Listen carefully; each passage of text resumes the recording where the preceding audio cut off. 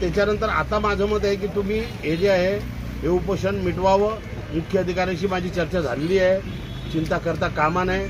आणि मी तुम्हाला शब्द देतो की या साईच्या साई मागण्या तुमच्या पूर्ण होतील. मग त्याच्यासाठी जर उद्या लढायची गरज पडली तर तुमच्यासाठी तुमच्याबरोबर मी बी उपोषणाला बसेल.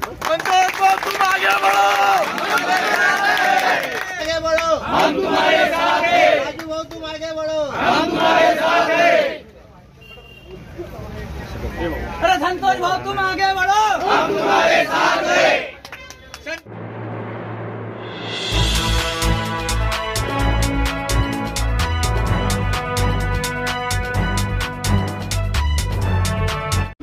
त्या पद्धतीचं काँक्रिटीकरण चांगलं करून द्यावं आणि त्या काँक्रिटीकरणावरती आमची लोक उभे राहतील आणि ते व्यवस्थितरित्या काम होते आहे की ते बघतील.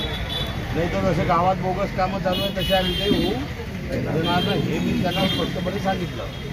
आणि त्या पद्धतीने आता CCTV कॅमेरे आहे, डोम मार्केट आहे, म्हणजे डोमचं जे वर्तुळ आहे ते बी ते करून देतील.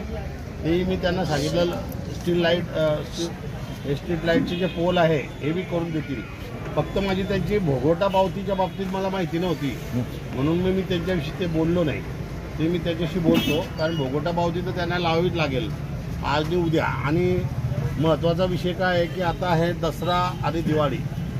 आता दसरा आणि दिवाळीमध्ये हे जे काही चाललेलं आहे हे काही योग्य नाही आहे. पहिली गोष्ट तर भुसावळ शहराचं वातावरण दूषित करण्याचा हा प्रयत्न आहे. भुसावळ शहरामध्ये जर चांगल्या पद्धतीने सर्व चाललेलं आहे तर या ठिकाणी काही राजकीय पद्धतीने एक डिवायडर टाकून एक सामाजिक डिवायडर टाकलं जाते आहे. म्हणजे आणि समाजामध्ये जाती त्याही परिस्थितीमध्ये आपण चुकीचा पाऊल आपण उचलायचं नाही आहे. व्यापारी जे आहे त्यांना समजवण्याची जबाबदारी माझी आहे. त्याची चिंता करायची गरज नाही. किती आले तरी आता त्यांना जर उपोषण मांडायचं होतं किंवा काही करायचं होतं, त्यांच्या काही मागण्या असतील तर त्यांनी जे इथे उपोषण सुरू केलं पहिले ते चुकीचं आहे. ते करायला नको पाहिजे होतं. तुम्हाला जर करायचं आहे तर नगरपालिकेजवळ करा ना जाऊन. मागण्या तुमच्या कोणाची आहे? नगरपालिकेची आहे तर नगरपालिकेशी करा. तर त्यांनी जाणून बुजून इथे केला आणि गावातल्या काही व्यापाऱ्यांची इच्छा नसताना सुद्धा दुकानं बंद केलेत. त्याची सुद्धा माहिती माझ्याकडे आली. भानगडी सुद्धा झाल्या त्याच्यामध्ये. तर या पद्धतीचं जे कार्य आहे ते आपल्याला काही मान्य नाही आहे. आणि आपण सांगितलं किंवा शांतता ठेवा. जर शांतता ठेवसाल तर तुमचंही भलं राहील, त्यांचंही भलं राहील. बाकी परिस्थिती आता सध्या वाईट आहे. बेरोजगारीने लोक परेशान आहे आणि कोणाच्या पोटावर मारू नका. पोटावर मारलं तर कोणी ऐकत नाही. आता आपण बघतोय की पोटावर मारल्यामुळे बेरोजगारीमुळे नेपाळसारखं देश पुरं हे होई गेला. तर हे तर भुसावळ आहे आणि मला असं वाटतं की मग महाराष्ट्रात सुरुवात होईल तर भुसावळपासूनच होईल असं वाटतंय. असं होत असेल तर माझं स्पष्ट मत आहे की मी मुख्य अधिकाऱ्यांशी बोललो आहे. मी सर्व व्यापाऱ्यांना, कपडा मार्केटच्या व्यापाऱ्यांना सुद्धा बोलेल. कपडा मार्केटमधल्या व्यापाऱ्यांचं काही जास्त म्हणणं नाही आहे. माझी माहिती जी आहे ते त्यातले काही 5-7-10 लोक असतील. पण यांना सर्वांना दुकानं मीच दिले आहे आणि हे सुद्धा रोडवरच होते तुमच्यासारखे. त्याच्यामुळे मी त्यांना समजवेल. आणि राहिला विषय पार्किंगचा, तर पार्किंगचा भुसावळमध्ये कोणत्याच कॉम्प्लेक्समध्ये पार्किंग नाही आहे. अलग लक्षात. जर पार्किंग पाहिजे असेल तर मग प्रत्येक दुकानाची पार्किंग मग खोलावी लागेल. म्हणजे एवढे कॉम्प्लेक्स बनवल्या तिच्यात प्रॉब्लेम येईल. तर माझं म्हणणं काय आहे की आपल्याला व्यापाऱ्यांना मी समजवेल की व्यापारी बांधवांनी राजकारणाच्या भानगडीत पडायचं नाही, रिकामे लफडे करायचे नाही. आपल्याला तुम्ही मला फक्त एकच शब्द द्या. तुमच्याकडनं मला एकच शब्द पाहिजे की दसरा आणि दिवाळी झाल्यानंतर तुम्ही सर्वांनी सहकुशीने तिथे शिफ्ट व्हायचं. हे तुम्हाला तुमची जबाबदारी. कारण मी तुमच्या शब्दाखातीर मी त्यांना शब्द देईन आणि त्यांनाही माहिती आहे आणि पुऱ्या भुसावळला माहिती आहे की मी शब्दाचा पक्का माणूस आहे आणि मी शब्दावर चालेल.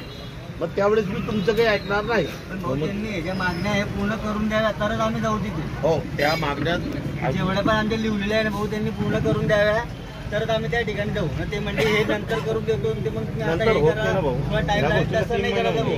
नंतर कोणी आमची दाद घेणार नाही भाऊ. तुम्ही आता आलेले म्हणून तुम्हाला सांगतो. 8च्या 8 मागण्या ज्या आहे 8 पैकी एक तर समजून घ्या.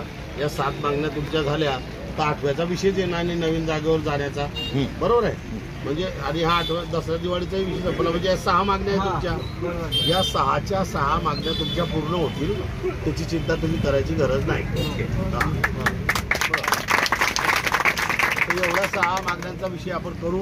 आता काही लोक कसे आहे वेगळ्या वेगळ्या पद्धतीचे तुम्हाला उचकवतील, त्यांना उचकवतील, आलं लक्षात, दोघे बाजूने उचकवतील आणि ते त्यांची पोळी शिकायला बघतील.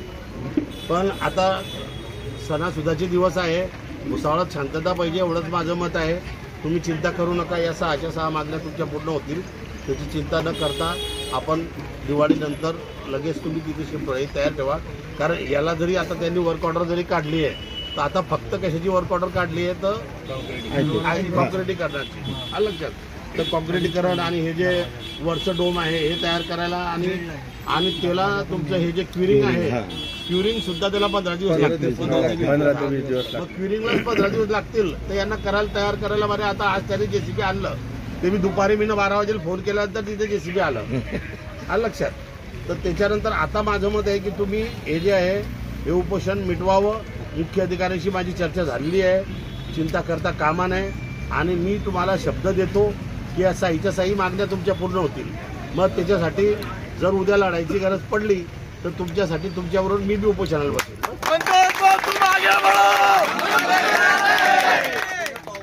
पावसाळा आणि दिवाळीच्या एखादी महिन्यात दिवाळी झाल्यावर तुम्हाला दुसऱ्या तिसऱ्या दिवशी तिथे कंप्लीट करून द्या ना. ऐकून घे, दिवाळी पूर्ण झाल्यावर तुम्हाला तिथे जायचं आहे, बाकीचं काही ऐकणार नाही.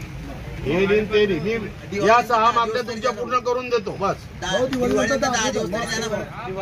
दिवाळीनंतर 4च दिवस धंदा असतो, कोणी असो. भाऊची चिंता तुम्ही नका. दिवाळी झाल्यावर तुम्हाला चौथ्या दिवशी तिथे जायचं आहे बस, बाकी काही ऐकणार नाही.